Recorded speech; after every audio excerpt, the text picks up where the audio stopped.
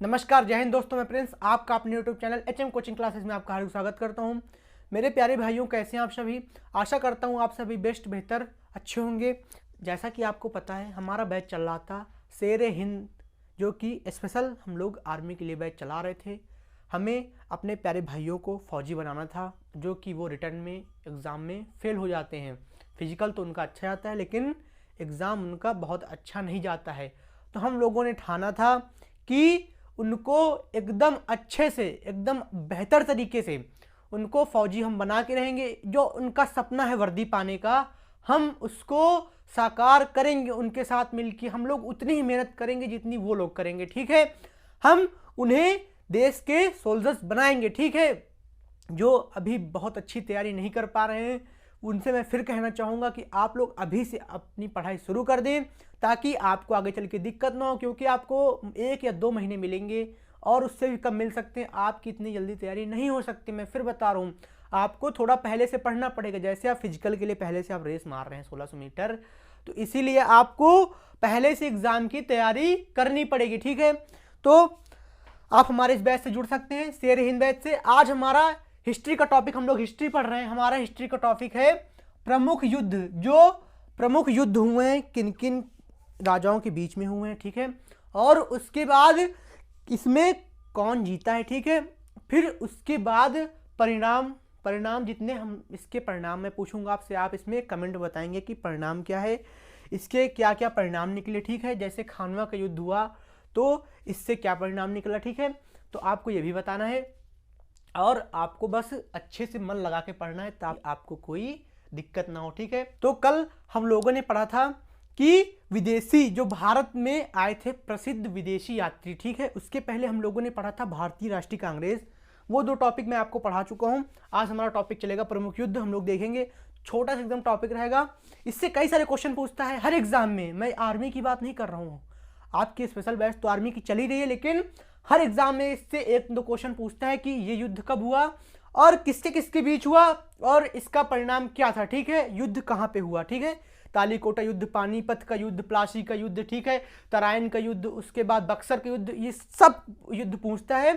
युद्ध तो बहुत सारे हैं आपके, लेकिन मैंने सिर्फ चुनिंदा जो आपके एग्जाम में पूछे आते हैं, मैंने आपके प्रीवियस ईयर देख के मैंने सिर्फ इतने युद्ध मुझे महत्वपूर्ण लगे, तो मैं इतने युद्ध आपको बता रहा हूं, जो कि आपको सिर्फ इसको 2-3 बार देखना है। आपको रटने की कोई ज़रूरत नहीं है और आपके एग्जाम में 2 नंबर पक्के हो जाएंगे, ठीक है। तो पहला हम लोग देखेंगे हाइडे स्पिस का युद्ध कब हुआ था। 326 ईसा पूर्व में हुआ था, ठीक है। और किसके किसके बीच में हुआ था, बहुत प्रसिद्ध चर्चित व्यक्ति हैं अलेक्जेंडर और पोरस के बीच में हुआ था, ठीक है। सबसे पहला युद्ध अलेक्जेंडर और पोरस के बीच में हुआ था। कब हुआ था, 326 ईसा पूर्व, बहुत पहले हुआ था, ठीक है। और इसका विजेता कौन था, इसका विजेता हमारे अलेक्जेंडर थे, ठीक है। इसको किसने जीता था, अलेक्जेंडर ने जीता था। पोरस की इसमें हार हुई थी, ठीक है। कब हुआ था, 326 ईसा पूर्व में हुआ था, ठीक है। आपका पहला युद्ध आपका कंप्लीट हो गया। अब देखते हैं हम लोग दूसरा युद्ध, जिसे कलिंग का युद्ध, जो कि बहुत फेमस है। बहुत सारे इसमें व्यक्ति मारे गए थे, तभी इसमें अशोक ने बौद्ध धर्म को अपना लिया था, ठीक है।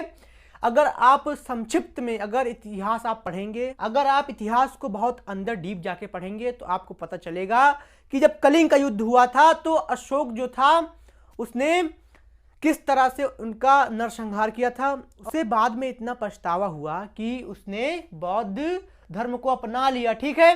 तो कलिंग युद्ध कब हुआ था, 261 ईसा पूर्व में हुआ था, ठीक है।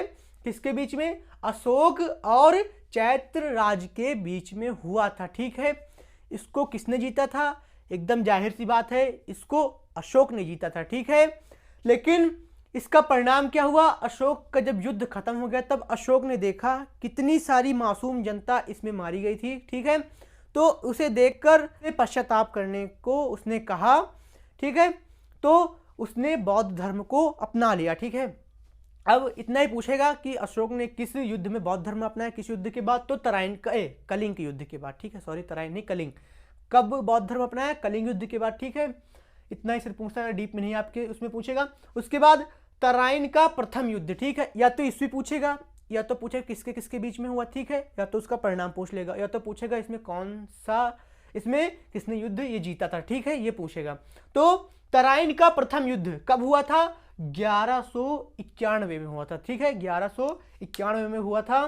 किसके किसके बीच? पृथ्वीराज चौहान थे, ठीक है, और मोहम्मद गौरी थे, ठीक है, पृथ्वीराज चौहान थे और मोहम्मद गौरी थे।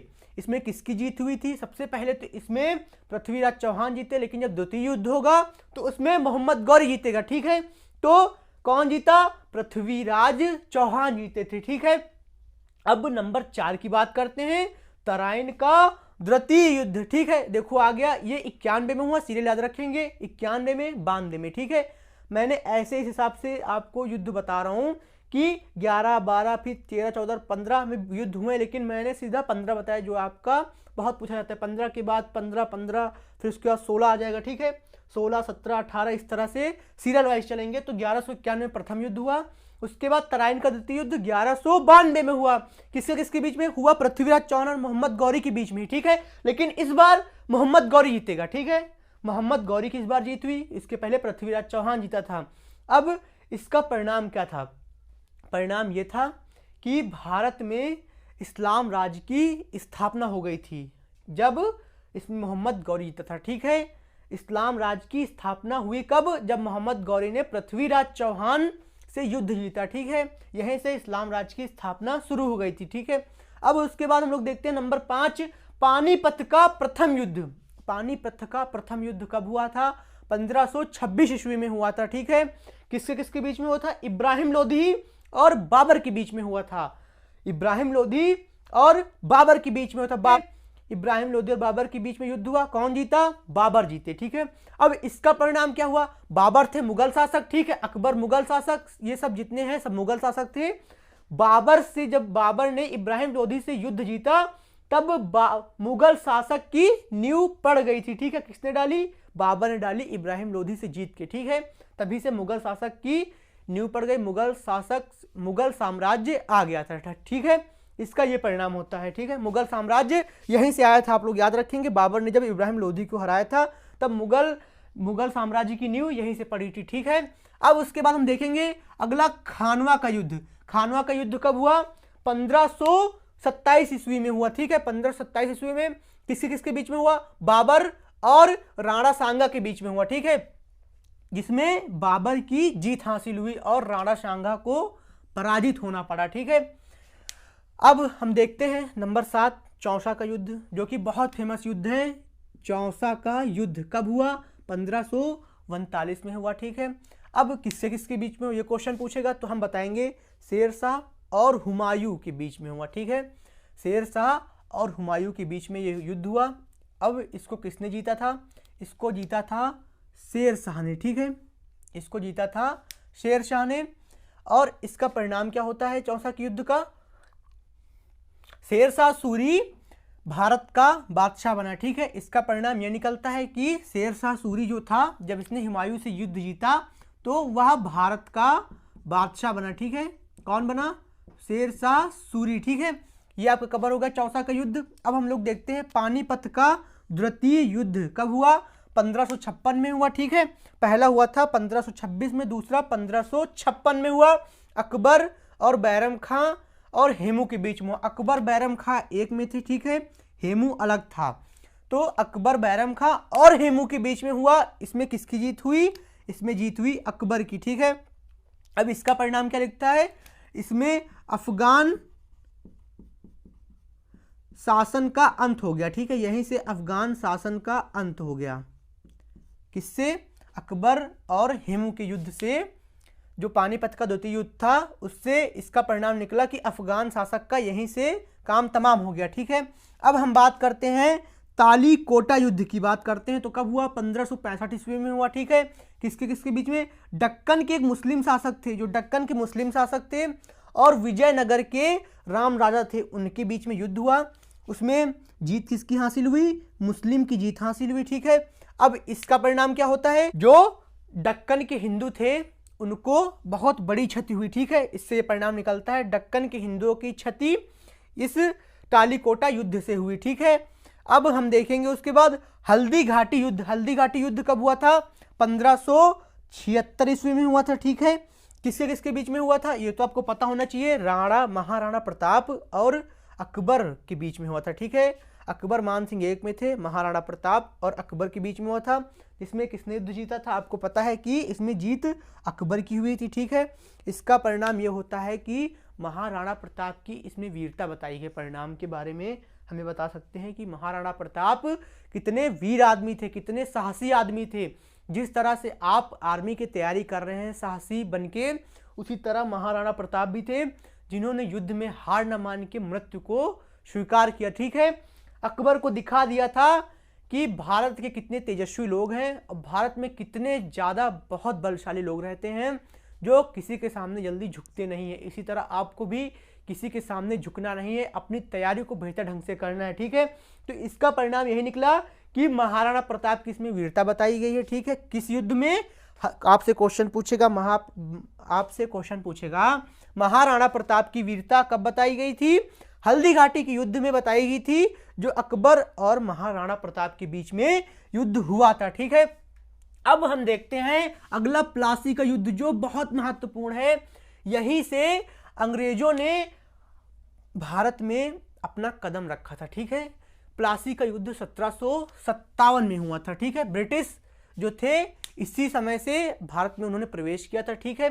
सिराजुद्दौला और अंग्रेजों के बीच में हुआ था। किसकी जीत हुई थी? आपकी अंग्रेज की। जब आप मॉडर्न इंडिया पढ़ेंगे तो उसमें मैं आपको बताऊंगा कि किस तरह से किसने क्या युद्ध किया था, ठीक है। अभी बस आपके लिए इतना है कि प्लासी का युद्ध 1757 में हुआ, सिराजुद्दौला और अंग्रेजों के बीच में हुआ। इसमें अंग्रेज जीते। इसका परिणाम क्या होता है? ब्रिटिश जो थी, ब्रिटिशों का यहाँ से आरंभ हो गया, अंग्रेजों की यहाँ से स्थापना हो गई, ठीक है। अंग्रेज राजा बन गए यहाँ के, ठीक है। अब उसके बाद हम देखेंगे पानीपत का तृतीय युद्ध कब हुआ? 1761 में हुआ। किसके किसके बीच में हुआ? अहमद शाह अब्दाली और मराठा के बीच में हुआ, ठीक है। इसमें किसकी जीत हुई? मराठा आपको पता है हार गए थे, इसमें अहमद शाह की जीत हो गई, ठीक है। आप बस इसमें इतना ही, इसमें परिणाम कुछ नहीं पूछेगा। इसमें पूछेगा कि पानीपत का युद्ध कब हुआ था, आप बता देंगे 1761 में, और किसके किसके बीच में हुआ था? अहमद शाह अब्दाली और मराठा के बीच में। इतना पूछेगा कि अहमद शाह अब्दाली जीते थे, मराठा जीते थे, आपको बताना है अहमद शाह जीते थे, ठीक है। उसके बाद 13 देखते हैं बक्सर का युद्ध। 13 नंबर प्लासी के बाद हुआ था बक्सर का युद्ध, लेकिन पानीपत का मैंने क्रम वाइज लिया है, तो 1761 में पानीपत का, उसके बाद बक्सर का 1764 में, ठीक है। इसमें मुसलमानों की संयुक्त सेना व अंग्रेज के बीच युद्ध हुआ। इसमें मुसलमानों की संयुक्त सेना थी और अंग्रेज के बीच युद्ध हुआ। इसमें मीर जाफर ने युद्ध किया था, ठीक है। तो वही बताया गया, मुसलमानों की संयुक्त सेना व अंग्रेज के बीच हुआ है। तो आपको इतना नहीं पता होना चाहिए, आपको सिर्फ इतना जानना है कि मुसलमानों की संयुक्त सेना व अंग्रेजों के बीच हुआ, क्योंकि आप मीर जाफर फिर देखेंगे, फिर उसका जीजा आया था, ठीक है। इस हिसाब से बहुत लंबा आपका क्रम बनेगा, तो वो आपको नहीं पढ़ना है। आपको देखना है कि मुसलमानों के बीच व संयुक्त अंग्रेजों के बीच युद्ध हुआ, जिसमें अंग्रेजों की जीत हुई, ठीक है। इसका परिणाम ये निकलता है कि पूरी तरह से ब्रिटिशों ने भारत पर कब्जा कर लिया था, एकदम पूरी तरह से, ठीक है। यहाँ पर तो उन्होंने अपनी स्थापना स्टार्टिंग की थी थोड़ी बहुत, जब ये वाला युद्ध हुआ बक्सर का, तो एकदम संपूर्ण पूरी तरह से अंग्रेजों का यहाँ पे शासन हो गया, ठीक है। इसका परिणाम यह निकलता है। अब मैसूर का तृतीय युद्ध 1790 से 1792, 2 साल चला यहाँ पे युद्ध अंग्रेज और टीपू सुल्तान के बीच, ठीक है। अंग्रेज और टीपू सुल्तान के बीच चला, यहाँ पे अंग्रेजों की जीत हुई, ठीक है। अब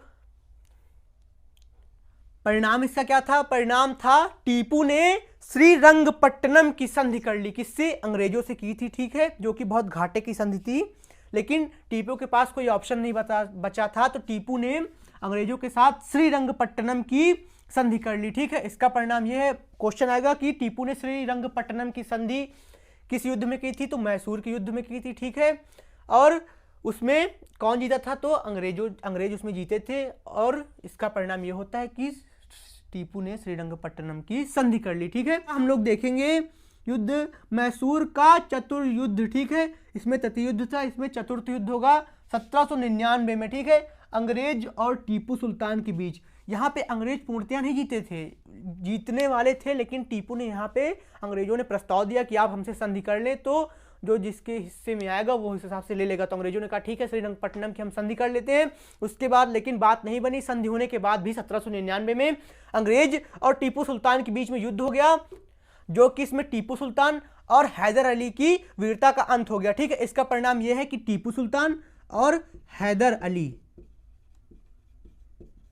की वीरता का यहां पर अंत हो गया। ठीक है, इसका परिणाम यह है, यहां पे पूर्णतः एकदम अंग्रेज जीत गए थे। हैदर अली जो था, ठीक है, और टीपू सुल्तान जो बहुत वीर थे, ठीक है, इनकी वीरता का यहां से अंत हो गया। ठीक है, अब देखेंगे द्वितीय सिख युद्ध से। ठीक है, कब हुआ था? 1848 से 1849 तक अंग्रेज और सिखों के बीच में हुआ था। ठीक है, किसके किसके बीच में हुआ था? अंग्रेज और सिखों के बीच में। आपको पता है सिख कितने बहादुर होते हैं, पंजाबी लोग कितने बहादुर होते हैं, लेकिन यहाँ पे सिख लोग हार गए थे और अंग्रेजों का यहाँ पर शासन हो गया था। ठीक है, पंजाब को अंग्रेजों ने अपने अधीन कर लिया था। ठीक है, जो पंजाब हमारा स्टेट पंजाब राज्य है उसको अंग्रेजों ने यहाँ पे अधीन कर लिया था। परिणाम पूछेगा तो हम बताएंगे कि जो पंजाब राज्य था अंग्रेजों ने उसे अपने अधीन कर लिया। ठीक है, तो आपके जो युद्ध थे टोटल वो ख़त्म हो चुके हैं। टोटल आपके थे 16 हैं, तो बहुत सारे, लेकिन आपके चैप्टर आपके एग्ज़ाम में जो पूछे जाएंगे वो टोटल 16 हैं टोटल, और इससे कम भी पूछ सकता है। लेकिन मैंने जितना था आपके सिलेबस में मैंने उतना आपको बता दिया है। मुझे ज़्यादा लपेटने की आदत नहीं है कि मैं आपको पूरा घुमा फिरा के पूरा लेसन बनाऊँ। मुझे जितना इंपॉर्टेंट जितना महत्वपूर्ण लगा मैंने आपको सिर्फ उतना बताया। ठीक है, क्योंकि आप इतना ओवर नहीं पढ़ सकते हैं, मुझे पता है कि आप किस हद तक आप पढ़ सकते हैं, तो मैंने सिर्फ उतना ही आपको बता दिया। ठीक है, और मैंने कल कहा था कि आप अपने जोश को ठंडा ना होने दें, आप अपने जोश को बढ़ाए रखें। ठीक है, और अपनी क्लासें निरंतरता से आप लेते रहें। ठीक है, आपको सिर्फ क्लास लेनी है और प्रैक्टिस करनी है। एक आप प्रैक्टिस सेट खरीद लीजिए। ठीक है, उसमें आप अपना प्रैक्टिस देते रहिए, आपको पता रहेगा कि मेरे कितने नंबर आ रहे हैं, उसी हिसाब से आप प्रैक्टिस करते रहिए। और अपना जैसे फिजिकल आप मेंटेन कर रहे हैं, फिजिकल में भी आप अपना अच्छे से ध्यान दीजिए, क्योंकि जब फिजिकल आप पास करेंगे तभी आपका रिटर्न एग्ज़ाम होगा। ठीक है, तो फिजिकल पे भी ध्यान दीजिए और इस पे भी ध्यान दीजिए, क्योंकि आपके पास बहुत कम समय बचा है। अप्रैल में आपको नोटिफिकेशन आएगा और वैकेंसी बहुत जल्दी आने वाली है। आपको बहुत ज़्यादा समय नहीं दिया जाएगा, आपकी रेस होगी। उसके बाद जो रिटर्न मेरे प्यारे भाई जो रेस पास करेंगे, जो रेस क्वालिफाई करेंगे, उसके बाद उनका रिटर्न एग्ज़ाम होगा। ठीक है, तो इसलिए बहुत अच्छे से आप पढ़ते रहिए और अपने समय का पूरा सदुपयोग कीजिए। अपने समय को बिल्कुल भी बर्बाद मत कीजिए। आपका एक एक मिनट का जो आपका समय है ना, वो आपके लिए बहुत कीमती है। ठीक है, तो आज के लिए बस इतना ही। अगर वीडियो अच्छा लगे तो लाइक करें। जय हिंद।